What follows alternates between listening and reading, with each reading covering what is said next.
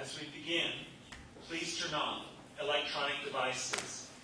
I also invite you to enjoy the chapel at the back of the sanctuary and note joys and concerns in the book there. If you have little ones, we have a nursery downstairs, and after our service, I invite you to go downstairs to enjoy hospitality and greet one another. Finally, please note the announcements in your order of service, with many ways to be engaged in this vibrant community. And so that you know that I recognize the elephant in the room, the sound system is not perfect. So we're trying to do our best. We had troubles at the Christmas Eve service as well.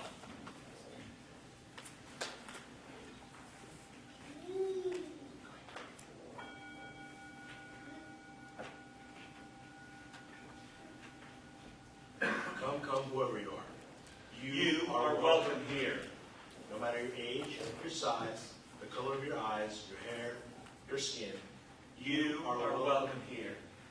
no matter whom you love, or how you speak, or whatever your abilities, You are welcome here. you're welcome here whether you come with laughter in your heart or tears. You are welcome here. If you come here with an open mind, a loving heart, and willing hands, You are welcome here. Good morning. Good morning. We have one change to our program this morning. Mary Norton will be doing the story instead of Sutton Morgan. And please do bear with us on the sound system. It's been a surprise to all of us here, so we'll get it fixed as quickly as possible. But doing so in the last 5 minutes before the service is a bit much to try and pull off.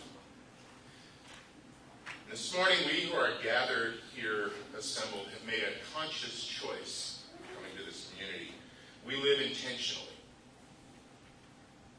May we keenly attend to the silent, pulsing needs here present at this gathering this morning, made sacred by the power of our communion with one another.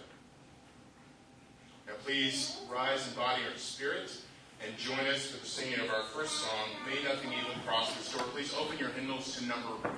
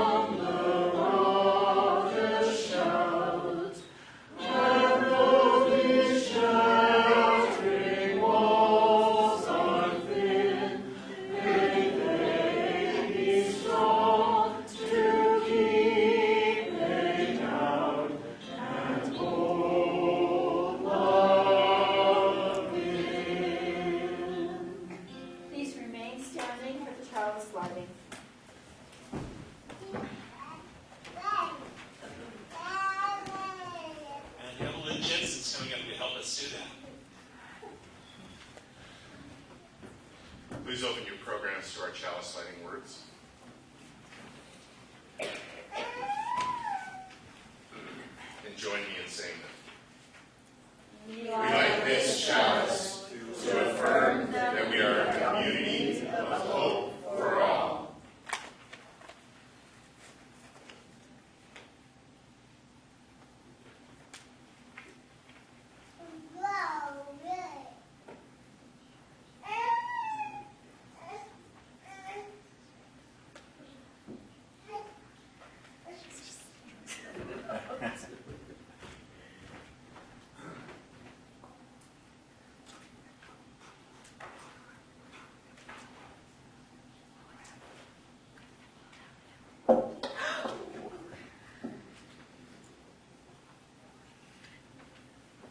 You may be seated.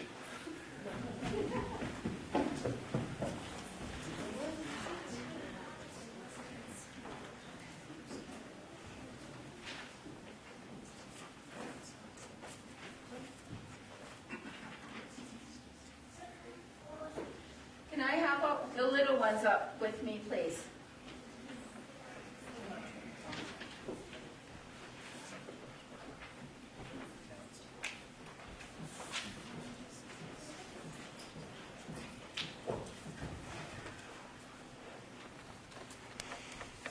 Oh, come close, I don't like. Not hard in the room. Hey, hi. You guys all have a good Christmas? Yeah. All right. Do I even need, is this even working? Yeah. No? A little bit. It's working a little bit. How's that? No, it's working. Okay. Why don't we Okay, just guys. off the sound system? Yeah, you know what? I can talk loud. All right, and this way there's no weird echo. Okay, everybody. Come closer. I don't have a microphone. You can sit on the step. I promise I'm not there. I don't bite. Okay, so we're going to talk really quick here about what the season's kind of all about. Now, you know about Christmas, right? How many of you celebrated Christmas at your house? How many celebrated Hanukkah? Did you all get presents? Get presents? Yeah? Okay, good. All right. Did y'all have family come over? Some of you? How about friends? Did friends come over? You have people who come over that you talk to, you haven't seen for a while, maybe grandparents or whatever, at least talk to them over the phone? Okay. Do you know why we do that this time of year as opposed to any other time of year? Anybody got a guess? Any adults have a guess? Why do we do it? If Christmas didn't exist, do you think we would still do that this time of year? Yeah. Why? It's dark and it's cold, and you know what? People have been doing this for hundreds of thousands of years. Our ancestors, long before we had nice big warm churches like this, or warm houses, this time of year was a time when it was cold and it was dark, and you were never sure if you were going to make it to springtime. You know that? Back then, if it was too cold and it was too dark for too long, you might not make it. Or your parents might not make it. Or your sisters or brothers or aunts or uncles or certainly your grandparents might not make it. And so people gather together this time of year to celebrate the fact that they were all together, and they would take and they would have big, big parties and big, big feasts. And they would kill the extra cows and chickens and pigs, partially so that they didn't have to feed them over the winter time and take food that they had to use themselves, and partially because they wanted to have a good amount of food to eat, so they weren't sure how long the food was going to last.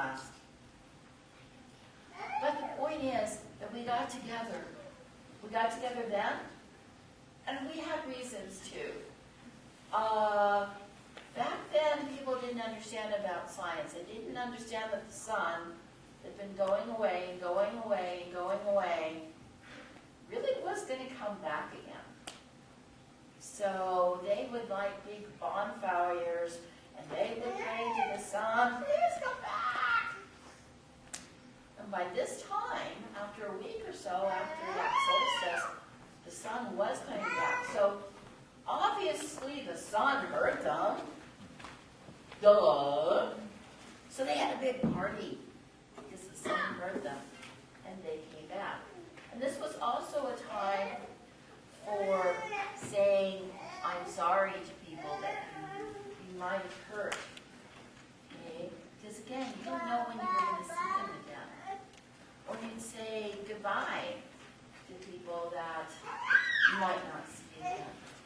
You'd say hello to new people that you hadn't met because they got born during the spring or the summer and you hadn't seen them. So this was a time, and always will be, I think, a time for families, a time for friends to get together. And yeah, you gave little things sometimes. Back then it wasn't so important, the gifts weren't the big focus. The big focus was family. The big focus was getting together and having fun and doing things with people that maybe you didn't get to do during the rest of the year. Anybody have any questions? No? Okay. Fearless leader, it is time to go. Have a good time at your meeting. We can all sing the children out.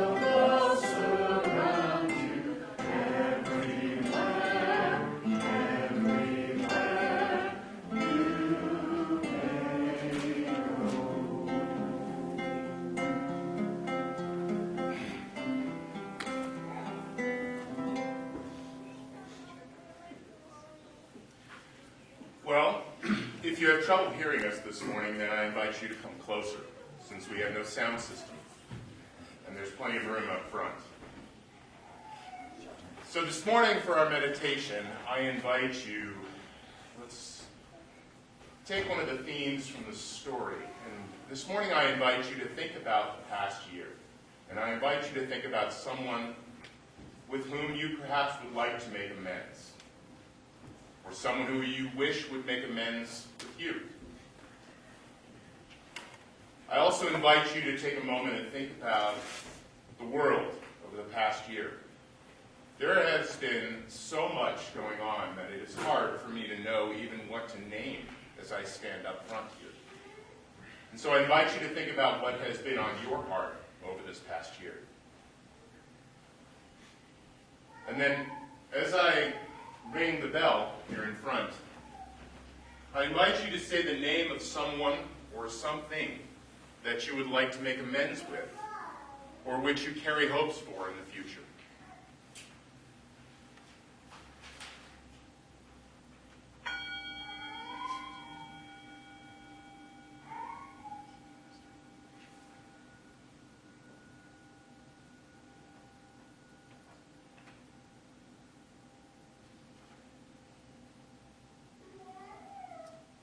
Please remain seated for our reflective hymn number 55, Dark of Winter. I'll play it through once and then sing on the repeat.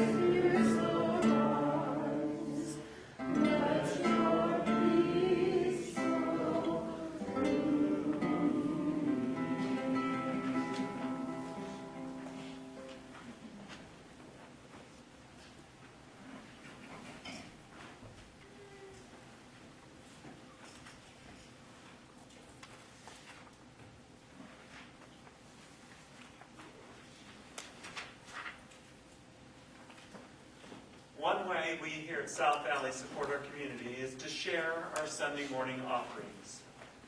Today we split the offering with Neighborhood House, who provide accessible elder and child care. There is further information in your order of service about this community partner. Will you now please join me in saying the words printed in the order of service for our offering? We are this church. We are its hands, its heart, its voice. Together we share the wealth of this community and sustain it with our gifts.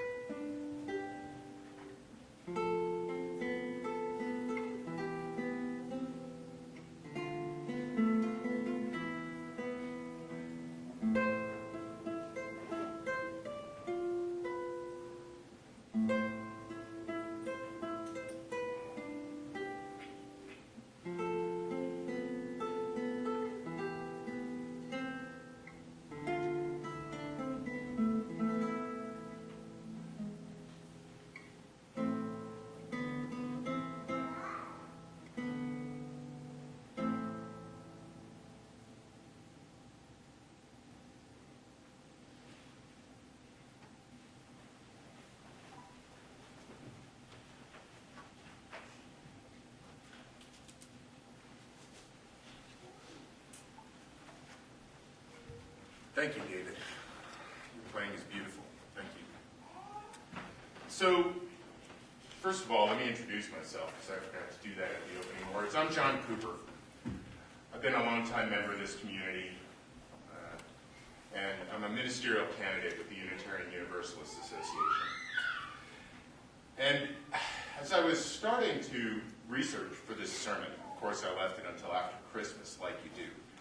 And as I was starting to research for this sermon, I was doing all sorts of searches online, preparing for and anticipating 2015. It seemed an obvious topic for the day, but I wasn't exactly sure what I was going to talk about, so I was searching on all sorts of topics: sermons for the new year, sermons for 2014, sermons for 2015.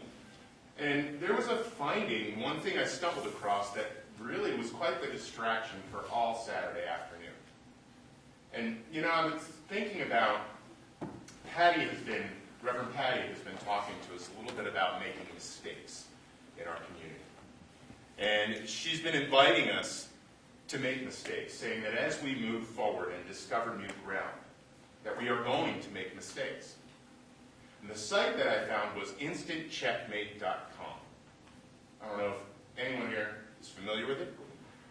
I followed an advertisement that said, the people in your life may not be who you think they are. My reaction was something like, I wonder who in my life may not be who I think they are. But then actually, also, is anyone who I think they are? Am I that good at judging people? Is anyone that good at judging people? So to understand the website and its purpose, you might actually need to experience it yourself. Though I'll suggest to you that it's probably not worth the money. Not if you want to live to our Unitarian Universalist values. InstantCheckmate.com is a background check site. And when I first went to it, a warning dialog popped up saying that the site uses real police records, court records, address history, and much more. It said that learning the truth and history about your family and friends could be shocking. So please be cautious when using this tool. I was intrigued, shocking. I thought about whom I should look up. It really didn't seem fair to use this powerful tool on anyone if I wasn't going to use it on myself. I might have missed the point of this website. So I filled in a few web forms. I clicked maybe 6 or 7 buttons in a row, continuing through one dialogue after another, each one growing more fearful and alarming. And finally, when I got to the last sign-up page, a classy-looking mid-aged businesswoman popped up in the bottom corner of my browser in her business attire and said to me, "Hi, I'm Brenda Lewis. Congratulations on making it this far. I strongly encourage you to complete this final step and view the sensitive information this report may contain. I know from personal experience that people will go to great lengths to hide their past, be it an arrest record, a marriage or divorce, a bankruptcy, or something much worse. It's best to know the truth about the people in your life. The results may shock you." Well, honestly, the fee wasn't very much, so I thought, well, okay. Let's see if we can find out the truth about me. I now consider this to have been a mistake. At first, what I saw did seem a little shocking. They had my addresses going back 20 years. So they had my real addresses going back 20 years, back to when I first started college here at the University of Utah. Some of the information was not as accurate. According to their site, I had married my ex-fiancée instead of my current wife, Sutton. Sorry, huh? There was no criminal record connected to my birth date, which means clearly I never got caught. They did find an FAA pilot's license for me, so if anyone wants to take a spin on one of the airplanes down at the Salt Lake International, I now have a pilot's license. They were clear that there was probably a lot more secret information that I did not know about myself. If I was just willing to pay them the extra $19.99, they would find the real dirt about me. And I might have been shocked to find out what that was. To secure that door, I also should pay the extra $4.99 to convert it to a PDF so that no one can steal it while I was looking at it. I didn't even have to re-enter my credit card. They would be happy to charge it just at the click of a button. Thank you. In fact, there was actually no way to cancel online. Very clever people. I had to call customer care to cancel the account. As I said, probably one of my mistakes. And you're no doubt wondering what on earth made me start a sermon about 2015 with a story like that. I would be. They did have a helpful suggestion in my criminal record section. Since I don't have a criminal record, they helpfully offered lists of criminals who were kind of like me.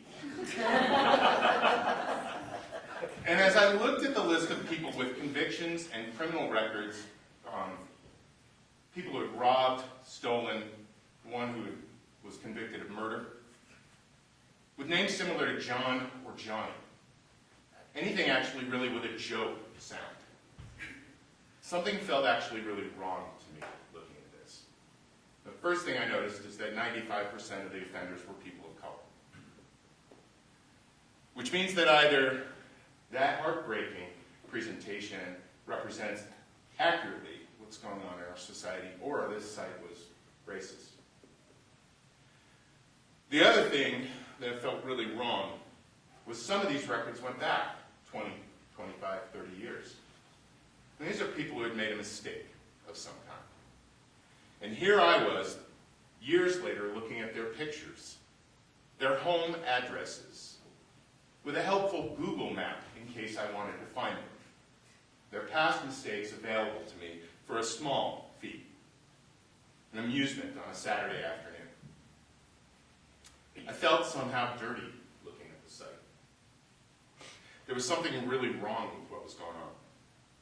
And this is what made me think about some of the things Reverend Patty has been said to us about mistakes. I don't recall her exact words from the Christmas Eve service or from last week, but they were something like, as we boldly move forward together, learning and growing, we will make mistakes. I invite you to join us in boldly making mistakes. We all make mistakes. Last week, Reverend Patty called our attention to the carpet fundraising in the sanctuary and said up here that, some people may have been offended by the way it was done. And she apologized and invited people to talk to her about it. She said, we made a mistake and we are sorry. As we move forward, we will make more. We hope you will forgive us and continue to join us in making them. Now, sometimes mistakes are hard to face. As I was looking at the pictures of those people in that InstantCheckmate.com report, I started thinking about the mistakes we make, how we're accountable for them, how we can be accountable for them, how someone might be looking at one of ours 20 years later. And actually, there were friends of mine that showed up in those reports. They showed up connected to my name, and all I had to do was click theirs, and I got to see what had happened to them. One of my friends that had made a mistake and struggled with something was right there with a picture for me to look at. In faiths, in our religions, we account for mistakes. We have ways of dealing with them. In Christianity, we have the whole atonement idea. Christ dying for the sins of humanity. And the most commonly used Koine Greek word for sin in Scripture? It's hamartia. It means to miss the mark. It's a commonly Greek word used in archery and spear throwing. In the Gospels, it appears several hundred times in the form of a noun, a verb, and an adjective. In the Iliad, the same word is used to describe when a spear fails to hit its target. When I learned that in seminary, something felt like chains releasing inside of me. I felt liberated from a lifetime of the idea of sin being wrongness or something wrong with me. There's other Greek words used for sin in the Gospels. Hetema, diminishing what should have been given full measure. Paraptoma, falling when one probably should have stood, and agnoema, ignorance, when one probably should have known. They're not words that mean the meaning we have today for the word sin, not the common definition. They sound more accidental, like mistakes. And the Gospels speak directly about dealing with mistakes. In Matthew 18, Jesus tells Peter to forgive not 7 times, but 77 times. Dealing with our mistakes can be very challenging. If we have Scripture from a mainstream faith telling us that we should forgive 77 times, that's quite a practice. As I was researching mistakes, I also came across a Buddhist blog about forgiveness. The author was a liaison between his fraternity and a young man dying of cancer in a compassion program that their fraternity was participating in. And he had failed to go visit very often, like you do when you're a college student. You often sign up for more than you have time to actually do. And he had failed to go visit, and he actually missed the young man dying. The young man had died and he had missed it. He found out secondhand. He was overcome with shame. The young man's name was Josh. And as I read this blog, he talked about struggling to overcome that shame, and it wasn't until an event for the Compassion Program where he remembered something that Josh had asked for. He had asked that he never be forgotten. And Josh had asked, please, may I have an impact on the world? And the blogger said that his forgiveness came when he realized that not only would he never forget Josh, but that he would never make the same kind of mistake again. So Josh's dying wish had come true through the blogger's mistake. There's some points in UU history, as I've studied our faith, that stand out to me as some of my favorite mistakes that Unitarian Universalists have made. Like, did you know that we ignored important contributions of women ministers for decades? In the late 19th century, there was a group of women ministers we call now the Prophetic Sisterhood. We have that name due to research by Cynthia Grant Tucker, who looked into them after some memoirs appeared in 1973. There were women like Mary Stafford and her friend Eleanor Gordon who vowed to enter the Unitarian ministry even though they were denied a college education. And they self-educated them. They read themselves. They built their own curriculum. They taught themselves to be ministers, professional ministers. And throughout the 1870s and 1880s, with other self-educated women like Ida Hilton and Caroline Bartlett, they grew the Unitarian denomination through Iowa and westward. We, the American Unitarian Association at the time, the Secretary Grindal Reynolds seemed to have treated the women's contribution as something of a joke, even though their record of growing Unitarian churches was undeniable.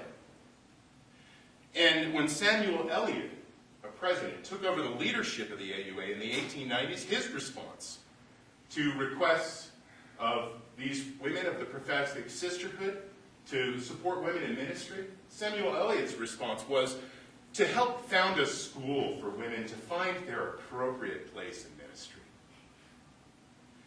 so that they could become better Sunday school teachers and church administrators. The women of the Prophetic Sisterhood were understandably upset. There's some wonderful letter correspondences summarized in Cynthia Tucker's book. And eventually, through the lack of support and the emphasis on appropriate roles for men and women, members of the sisterhood were all but forgotten until 1973. So what opportunities did we as a faith miss, ignoring the effects of such great women? Despite the efforts of a patriarchal and oppressive system, they managed to become professional leaders and ministers of community who grew our faith westward. I think it's a huge mistake that we just overlooked them. And it's interesting that we learn so much about ourselves by looking at that mistake in our past. My second favorite Unitarian Universalist mistake happened a long time later. It was after the two denominations merged. And most of us know about the death of James Reed and Viola Luiso, I think is how you say her name. Both of them killed in violence in the civil rights marches in 1965. Few of us are aware of the controversy that followed in our faith after those deaths. I certainly never learned about it growing up in Unitarian Universalist Sunday school. In response to the riots of 1967, the UUA convened a conference at the Biltmore Hotel in New York, and to understand the causes of urban unrest and the Black Rebellion, quote unquote. Our African American members were quick to point out that the problem was not a Black rebellion, but the persistent insensitivity of institutions of power that refused to let go of white privilege. And during that conference, the Black Unitarian Universalist Caucus proposed replacing our Commission on Religion and Race with a Black Affairs Council, which was to be populated predominantly by African American members of our denomination. They proposed funding the BAC with $1 million from the UUA Treasury, distributed over 4 years of payments in the amount of $250,000 a year. Our UUA board at the time struggled with that concept. We'd participated in civil rights. We had bled for the cause. We had our own martyrs, and we were committed to an integrated vision. How could we fund a council that was segregated? So in our 1968 assembly, two factions emerged. One dedicated to supporting the BACA's plan, and another more racially integrated alternative called the Black and White Alternative, the BAWA. So we get the back and the BAWA, right? Proposals to fund both were defeated. Intense debate followed.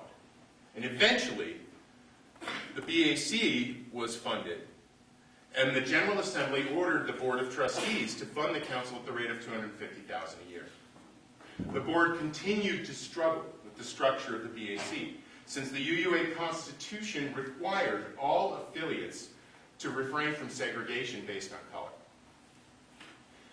Now, eventually the board recognized the BAC as an affiliate, but it also recognized the BAWA, the one that the Assembly had not endorsed. And in the 1969 General Assembly, the board of the Unitarian Universalist Association brought proposals to fund both affiliates back to the Assembly. Members of the BAC, to them the proposal suggested that the UUA was refusing to put its anti-racism actions in the hands of Black members. And members of the BAC walked out during that General Assembly. Jack Mendelson was the minister of the Arlington Street Church in Boston, and he noticed members walking out, and he stood up and addressed the assembly. And Jack Mendelson said, "I am uncomfortable continuing to assemble. All those representatives, delegates who are also uncomfortable, you may join me across the way at my church on Arlington Street." And overall, about 400 of our delegates walked out of our 1969 General Assembly. It was a wreck. Now, I grew up Unitarian Universalist. I was born in 1969. I grew up in a church in New Jersey, led by a famous pastor, Reverend Kenneth Patton. And I never heard about this until I went to seminary. So eventually the delegates returned and voted not to fund the BAWA, but to fund the BAC. And finances were tight, though, and within a year the board announced that it was going to cut funding by $50,000 and only fund the BAC at $200K a year. Since $50,000 just happened to be the same amount that the board proposed we fund the Alternative Council, that was met with some suspicion. And the BAC eventually disaffiliated from the UUA. And that was, in many ways, the end of our involvement with the more radical elements of the civil rights movement.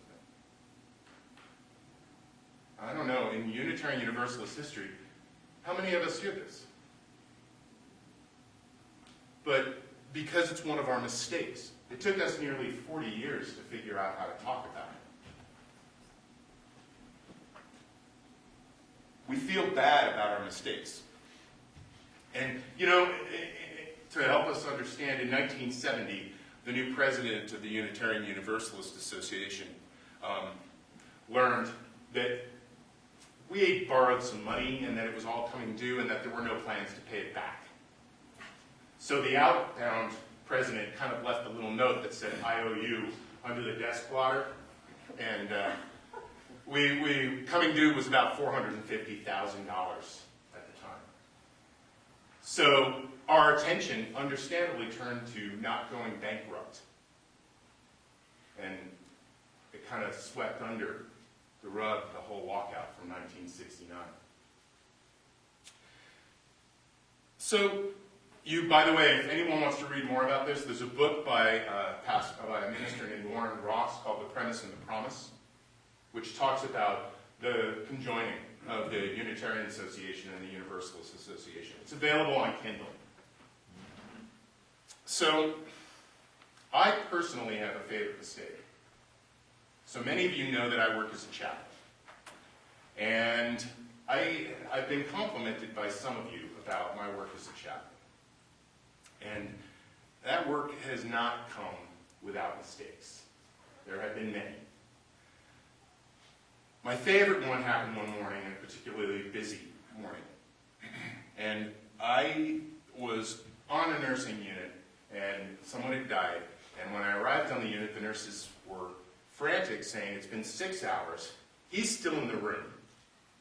We need the room. You know, is family coming?" Because usually when family comes to visit someone in the hospital after a death, they stay for several hours. So the nurses, in a panic, asked me to make a phone call. And I was just getting on the phone to call family when my boss and mentor walked up onto the unit and was standing over me.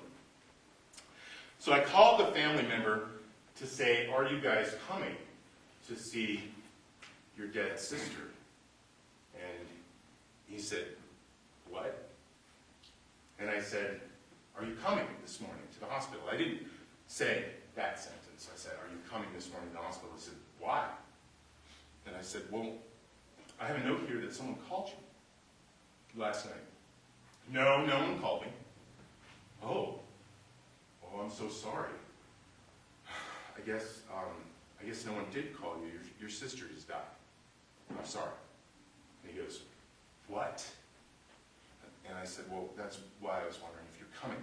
Meanwhile, I heard one of the nurses over my shoulder say, "Sister, I thought it was mother." And I went, "No, it says right here, sister." I'm looking at the system, you know, at the computer system. It says right here, sister. And then they went, "Oh, okay, whatever." You know, and then I'm looking at the computer system, and someone says, "You know," and I'm talking to him while I'm looking at this, and my boss is standing over me, and he's asking me questions like, "What happened?" And I'm like, "I don't know. What happened?" You know, and I'm like, "Heart failure." "Oh, heart failure. What? That doesn't make any sense." "Well, he says that doesn't make any sense." "What?" You know, and so I get collecting the story, and then someone says, "You know, the last three initials there aren't the same as the ones on the board." And I went, "What? Huh?" And so I look at the system and I realize I am looking at the wrong hospital unit. I have the correct room number, but the wrong floor.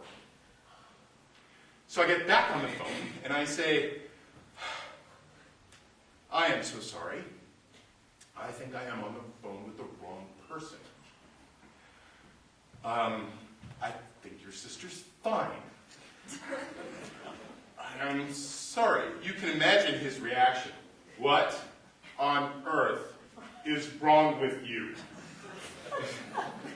And we talk for a minute, and my boss is watching me. The nurses are starting to giggle now, right? And I am trying to figure out how I'm going to fix this. And, you know, the guy on the phone is breathing heavy into the phone at this point, going, "Wow, what is, you people, you know," and so I said, "I think what I should do, sir, is I should go find your sister, and we should call you back together. What do you think?" And he said, "Yes." So I got off the phone and I apologized to all the nurses. I apologized to my boss, and I go running off into the hospital to try and find his sister. And I get to her room, and she, of course, thought this was hilarious. I mean, he was, after all, her annoying younger brother. And it turns out that she had come in for foot surgery. And he was really trying to figure out how the bone spur on her heel had caused her heart failure. And that actually he was the one with the heart problem. Which, thankfully, he said he had his medication with him on his morning walk in the mountains, where I had reached him on his cell phone.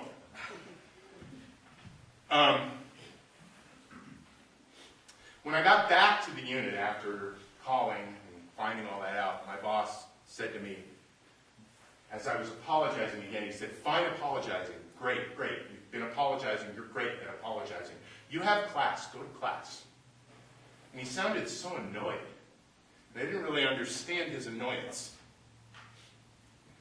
When I arrived at class, my peers were understandably forgiving for my being late and bemused and horrified all at once, and very, very glad that I had made this mistake so they did not have to.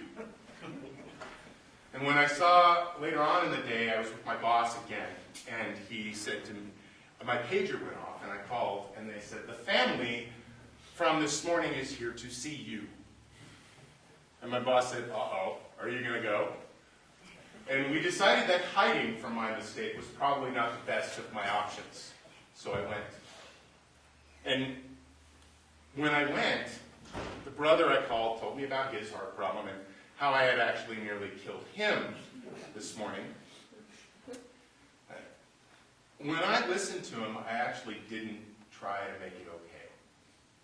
I actually didn't try to tell him what was going on with the nurses, or how it was busy, or how sorry I was for doing this to him and his sister.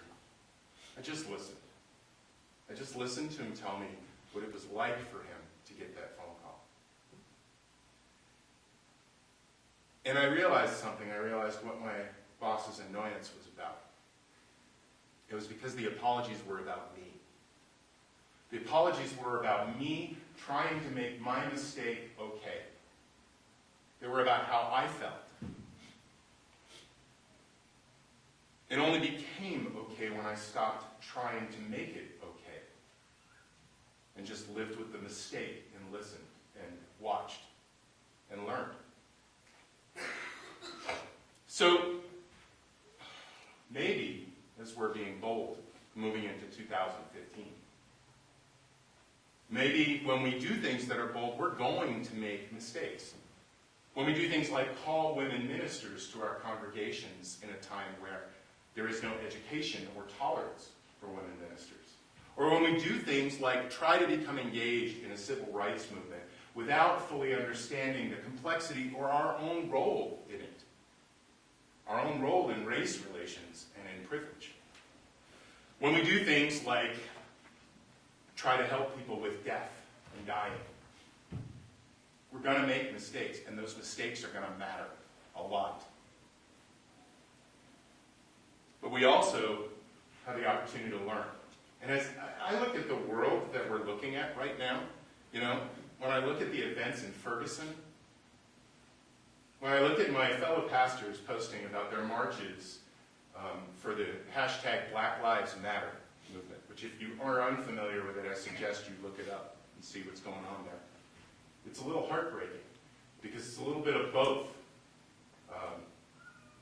hope and despair. There's injustice all over the place in our world. As I was searching this sermon, I also saw that the Walton family, who owns Walmart, their combined assets as a single family are the same as the lower 42% of the rest of the country. So one family has the financial assets equivalent to 42% of the rest of us. There's something seriously wrong there. And so the status quo is not working. And when I look at the results of sites like InstantCheckmate.com, and I think about my own mistakes and the mistakes of our denomination, the archive of those mistakes, our shortcomings, which is available to us online, to any of you online for $19.99. I wonder if maybe our preparation for the new year of 2015 requires we start to think differently about our mistakes and what they mean to us, that we start to behave and practice being different with our mistakes. Maybe the boldness that we need to move forward into that year, into the coming year, and to be a people who seek justice and who seek to uplift the worth and dignity of every human being. Maybe to do that, we need to learn how to be with our mistakes differently. Maybe the boldness required to address that calls us to learn to be with our mistakes differently. And certainly when I look at the world around me, when I look at the world in the context of some of the mistakes from the past, the injustices we face today don't seem to me to be all that much worse than the injustices we've faced in the past. And I think that if we had the courage to take action and face them, and to live to our principles in the face of them, then perhaps we can find ways to live to our principles in the face of what is coming. Thank you. I invite you now to sing our closing hymn. Number 130, Love Will Guide Us. Please rise and body your spirit.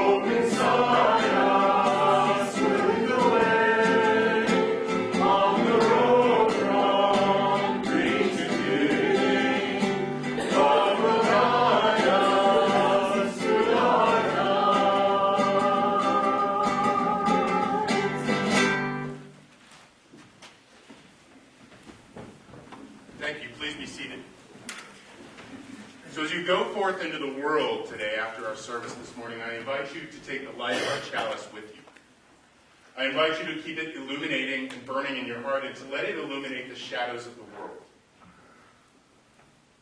To let the light of your own inspiration shine and uplift hearts and minds wherever you travel, knowing that creation loves you. Be the blessing that the world needs. Amen. Ashe, and blessed be. We will now enjoy our postlude, and then afterwards we will have the introduction of our visitors and the extinguishing of the chalice.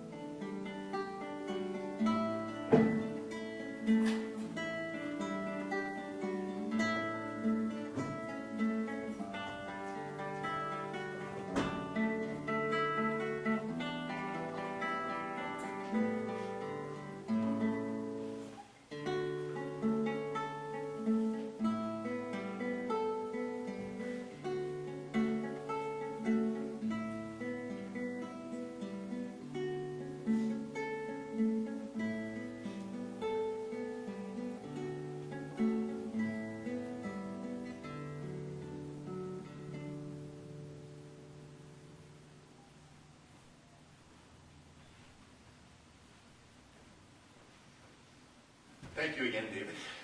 So now in our service, normally we have someone running around with a microphone. But that seems rather pointless since we're just going to have pops and whistles and not get anything out of it. But this is the time in our service where we would like to invite anyone who is visiting us this morning to introduce themselves. We would like to know who you are.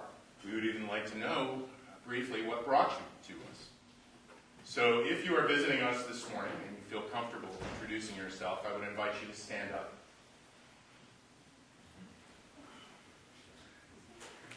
Amber Springer, and normally we're not down here in the valley. We have a home in Draper and a home in Heber, and we're usually up in the mountains. But we were gone for Christmas, so we're down here. And I have a friend who I don't see in here sometimes, and so I just thought I'd take advantage of the time to come visit your service. Thank you. Hi, I'm Greg Jensen, live down in Lovedale. Also had some friends who I don't see here. Friends who attended the service, and I'm here with my family who are all invisible, but yeah.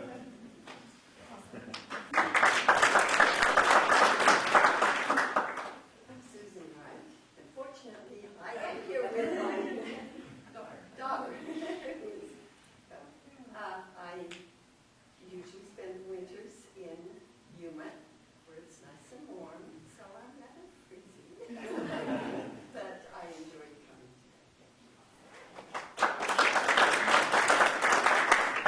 Teacher Faison, I'm visiting my parents from San Diego, California. Again, it's very cold there. Now I'm enjoying it. So.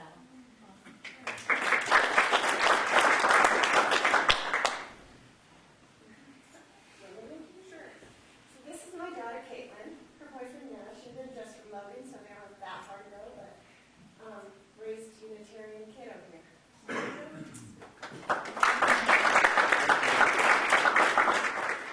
Hi, I'm Allison. I'm visiting from Nashville.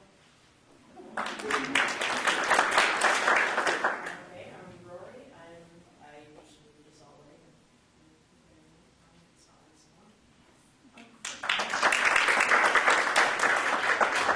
I'm Stephanie. I'm from Salt Lake, and this is my cousin. And I've come a few times before, and it's nice to have my family with me. This is my other cousin too.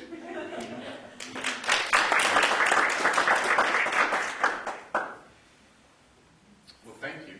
Is there anyone else? I don't want to miss anyone. I'm Carrie. I just moved here from Iowa, and was introduced here around Thanksgiving. A friend of mine played that night. He had a dinner, so I got to experience it there. Thank you.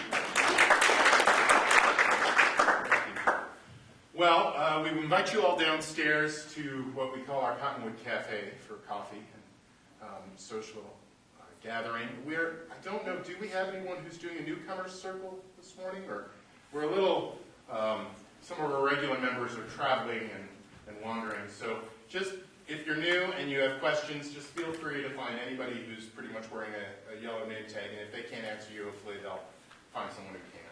Okay? And as we extinguish this chalice, go into the world and spread your own illumination and your own light. Blessed be.